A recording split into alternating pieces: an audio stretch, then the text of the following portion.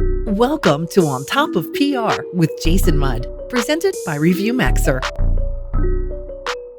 Hello and welcome to On Top of PR. I'm your host, Jason Mudd with Axia Public Relations. And I just wanted to take a minute to thank you for being here. I'm glad to be here, and I'm glad you are too. Something new that we're doing actually is we want to thank Audible for supporting our podcast and video cast and our audience with a special offer that you will find in the episode notes. So thank you, Audible, for your support of On Top of PR. And thank you for those who might want to explore that link and learn more about how you can get a free trial of Audible. To that end, we've got an exciting episode today. We are joined by Shanita Akintonde, and she is with Shanita Speaks. And Shanita, welcome to the show. Shanita, welcome to the show. Thank you, Jason. Good to be here. Well, I'm glad you're here. We were just talking before we press record. We've been working on scheduling this for a while, but it has finally come together, and we appreciate your patience as our show has just continued to grow and comes from having great guests like yourself today. Thank you. Yeah. So real quick, I want to introduce you. You are an international speaker, author, and educator who has recently retired. Congratulations on your retirement from education. And now you are focusing on your speaking and your authoring and still educating by those platforms, correct? That is correct. Yeah. Okay. Excellent. Excellent. So our topic today is selling the sizzle. I love that. How to make brands notable and quotable. So thank you for joining us today. And why don't we just dive in real quick and tell us kind of your vision for what we're going to cover today as far as selling the sizzle. Well, thank you again, Jason, for having me. I'm thrilled. As I like to say, I'm elephant ear elated and popcorn pleased. And being that I am in the Windy City, popcorn is a big deal here, especially a place called Garrett's Popcorn. So if you've not had the caramel and the cheese combo, I'll send you some, Jason. It's to die for. Oh, I'm going to hold you up for that. You better. I no problem. But to talk about what we're here to discuss today, which is selling the sizzle, I am a foodie. As you notice, I use just now 3 different food analogies with popcorn and Okay. I was talking to you before we got on camera about some things. The idea of selling the sizzle is really the anticipation of a good meal. And the fact that whether we are hungry at the moment or down the line, after we get a sense of the sense of smelling the aromas coming from the kitchen or the barbecue grill or wherever it is, there is something that whets our appetite. And so what I've done with this particular topic is parlay that sense of anticipation, that sense of wanting, to what brands can do to attract their consumers and to hopefully get them to remain loyal to them. Very nice. I like that. I like the illustration and analogy to food. Yesterday, I was at a meeting, and the person, when they invited me to the meeting, they said, "Hey, you have to order your meal ahead of time. So what would you like?" And I was like, "Lunch is my favorite topic. I'm happy to dive into that." So, and then as you were talking about food, I just checked my watch or my phone. I'm doing intermittent fasting, so I checked to see I've got 2 more hours. So by the time we're done here, I'll have just enough time to figure out what I'm going to do for lunch. So yes. Yeah. And so this episode airs several weeks after we record it. So just for the record, today is August 18th, as we'll talk about some timely topics and different things. I want our audience to understand that it's August 18th of 2022 when we're originally recording this. Okay, so let's talk about PR best practices that infuse branding strategies. So here is the wonderful thing about public relations, and I will answer you succinctly in 2 seconds, Jason. Public relations to me is a convergence of all the things that are happening in our culture, whether it be from a media platform landscape, music, or entertainment, politics, community, dealing with things big and small, as I like to say. And so when you look at the brands that do it the best, meaning infusing branding practices into their public relations praxis, the ones that really stand head and shoulders amongst the competition are those that do what my great-grandmother would call from the rooter to the tutor, meaning they understand from a base level who their constituents are, who their consumers are, who their brand loyalists are. But they also are very confident in that they know who they are. They understand without any type of quavering or quivering or sizzling in a negative way, the fact that they need to remain true to their brand. And we'll talk more about that in the broadcast today. And I think the marriage of those two things, being true to themselves as a brand and also being true to their consumers, creates a perfect creme brulee, because it allows for the authenticity of the brand to shine on the consumers in a way that lets them be their best selves. So two quick examples. I do a podcast called Marketing Insights, and I recently completed a 2-part version on the LGBTQ plus community, and talking to brands about how they don't want to just use June, Pride Month, to be the only time that they amplify the voices of members of that community or those who love them. And one brand that does it very well is Oreo. Oreo has very specifically and very intentionally, in my opinion, taken their packaging, taken their product, and placed it literally in the hands of consumers, but in a way that shows their real intention, again, to be connected to that demographic. And one simple way they've done it from a branding perspective is how they put certain colors on the packaging. And we have to stay away from only thinking stamping a rainbow on a package is enough. But it does work. So they have done that. But they've also branded the particular cookie product itself with the word proud. Things like that allow us to see and feel and touch, right, what it is that brands are really committed to. I'll give you one more example, and I'll talk about this brand more as we go through today. But the second is Disney. Disney, interestingly enough, just had a recent sort of debacle with members of the LGBTQ plus community from an employee standpoint. But Disney being Disney, y'all, they fixed it. So it's all good now. But from a branding perspective, what Disney has done very well is they understand the importance of what people feel when they come to a Disney theme park, whether in Orlando, which I recently just returned from, celebrating their 50 years, or California or Paris, wherever Disney is. And you've been, Jason, you know, you got to ride the teacup. I don't care how old you are, because we understand the importance of how people feel and that connection to branding. Yeah. Fabulous. So I also understand that you're going to share some big brand concepts or concepts from big brands that we all know that PR pros are encouraged to borrow from. Steal. Okay, steal away. I say steal shamelessly, but steal in a sense that we're going to be above board, right? We're going to let them know we're stealing it. So here's what I say. Everything is fair game. And back to my earlier point about public relations being a convergence of all these various touch points.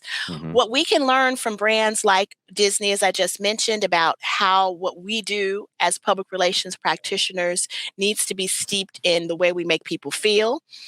We can borrow that or steal that from our advertising aunties and uncles.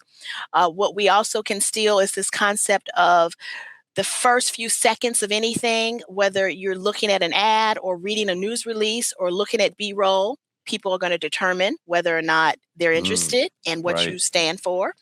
And then lastly, I think, and probably most importantly, when we look at what our branding individuals also get, is that there is something that is long-term, like extended. It doesn't have to be everything, meaning right now we have to get immediate buy-in.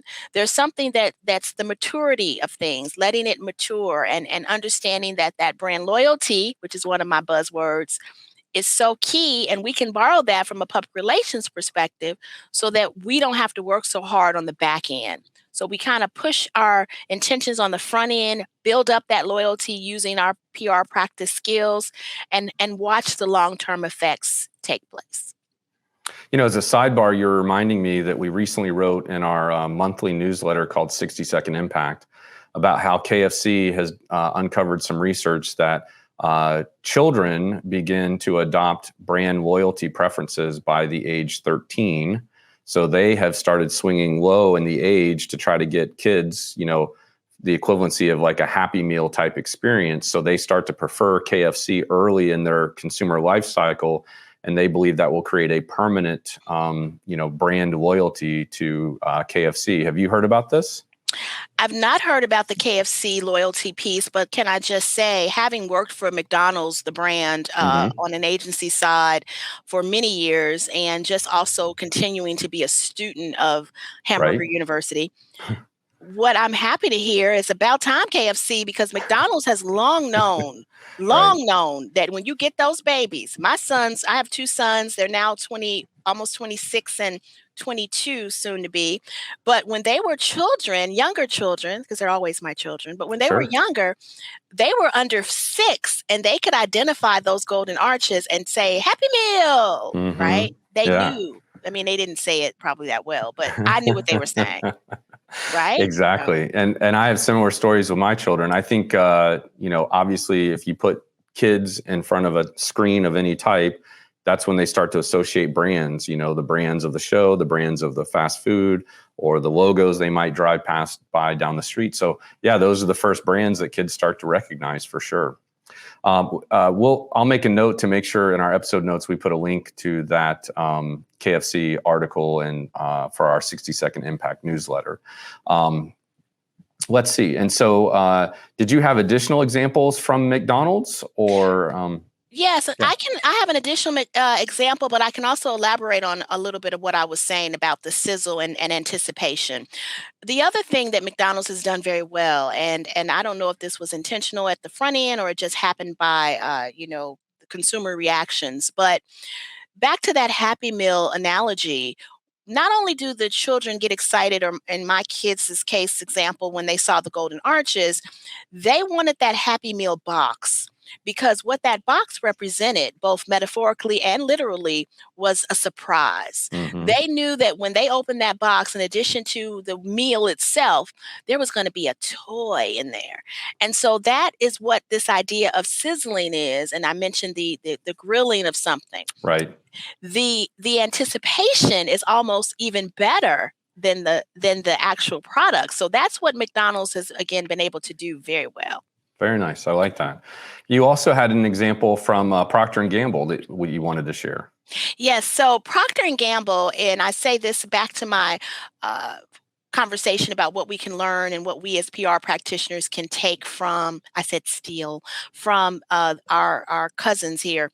Procter and Gamble is a very fundamental case study on what can happen when you pay things forward and you really look at just building brand awareness and not necessarily only focusing on selling. What Procter and Gamble has done, particularly in light of Black Lives Matter and other societal issues that have come up in recent times, is because they had been paying it forward prior to, they were just able to really build on what already existed from a Right. brand loyalty Right. base. And so their commercials, if you go back and take a look, the talk, there's one called the talk, there's one called the look, really poignant and powerful messaging that just reinforces them. And I think moms and dads all around the globe really rewarded them with purchasing even more of their products. Well, we'll put those links in the episode notes also to make it easy for our audience to check those out.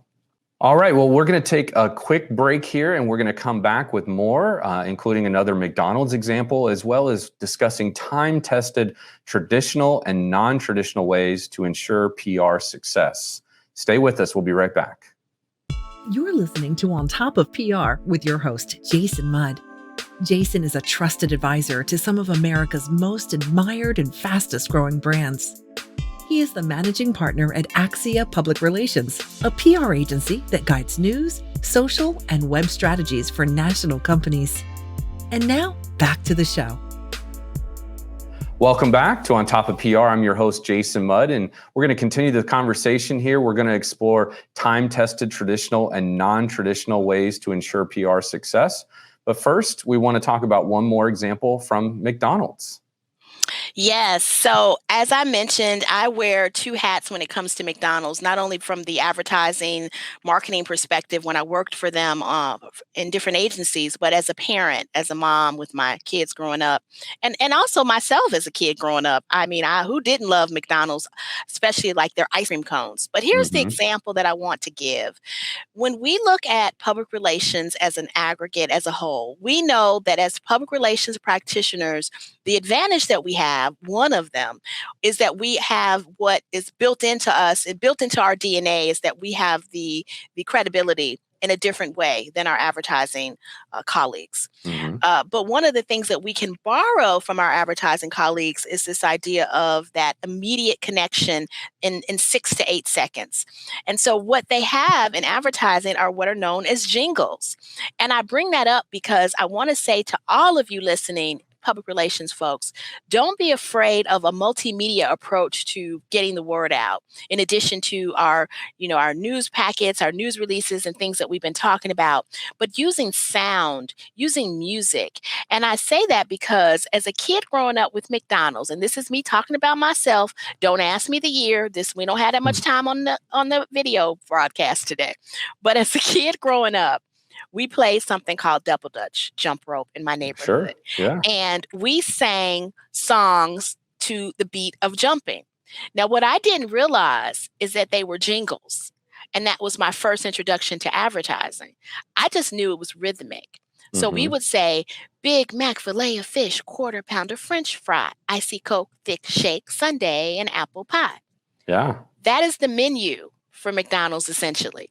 Right. We were saying it. We were singing it. It was embedded here. And so as public relations practitioners, what can we do that we embed, not just here, but here for our audiences? In your mind and heart, yeah. That is what's going to connect people to our brand. So I just want to toss that out as one last example from McDonald's, or as we call them, Mickey D's.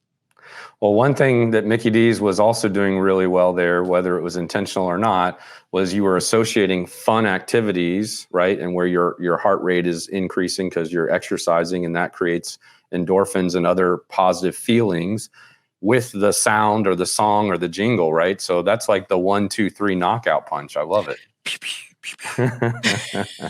That's right. Excellent.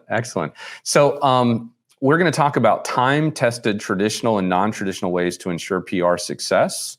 I also know that we probably want to talk about some ways that brands can be quotable, and I don't want to miss our opportunity to make sure we're clear to our audience of what those opportunities might be. So, but let's first talk about time-tested traditional and non-traditional ways to ensure PR success.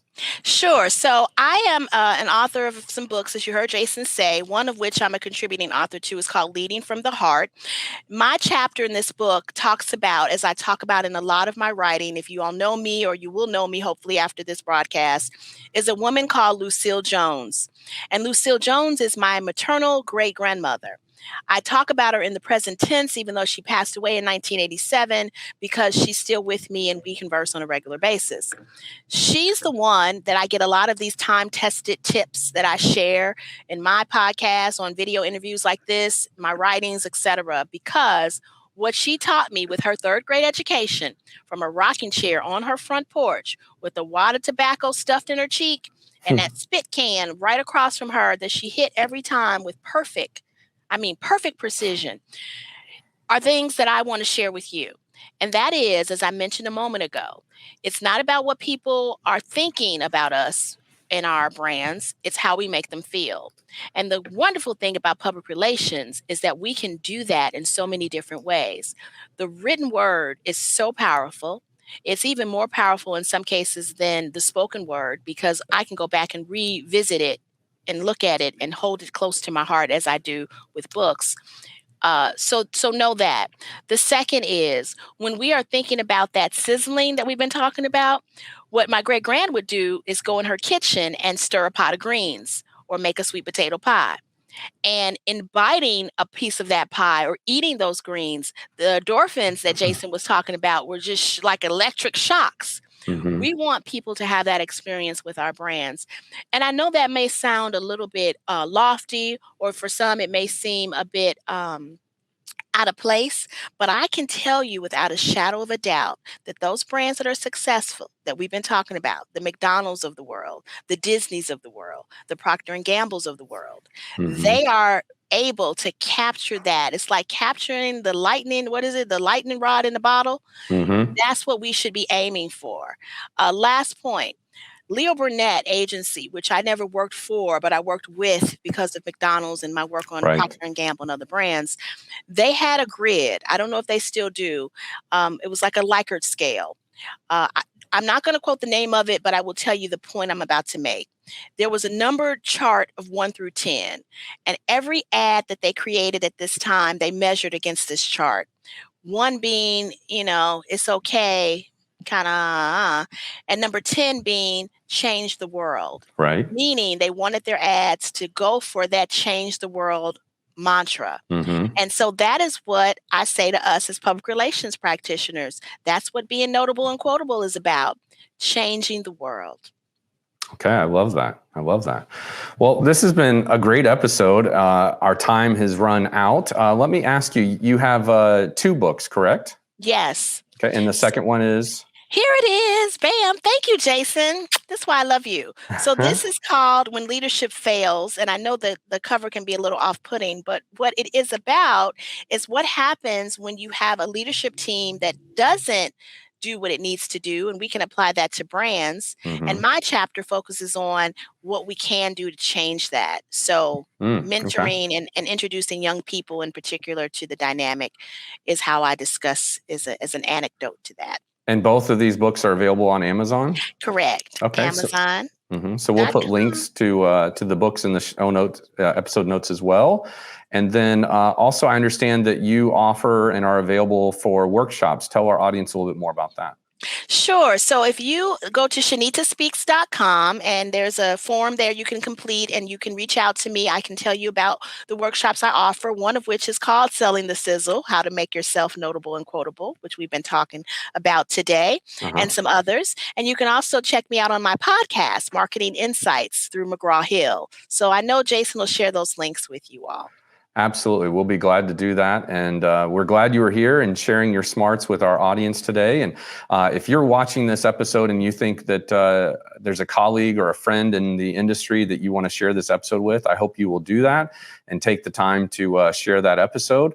Also, we can find you on LinkedIn, and we'll be sure to put those links in the episode notes as well. So this has been another episode of On Top of PR. I'm your host, Jason Mudd with Axia, and we're really glad you tuned in. Like I said earlier, if you can think of a friend or colleague who would benefit from this episode, please take a moment and share it with them.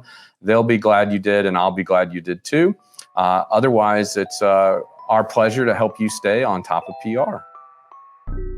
This has been On Top of PR with Jason Mudd, presented by ReviewMaxer. Be sure to subscribe so you don't miss an episode, and check out past shows at ontopofpr.com.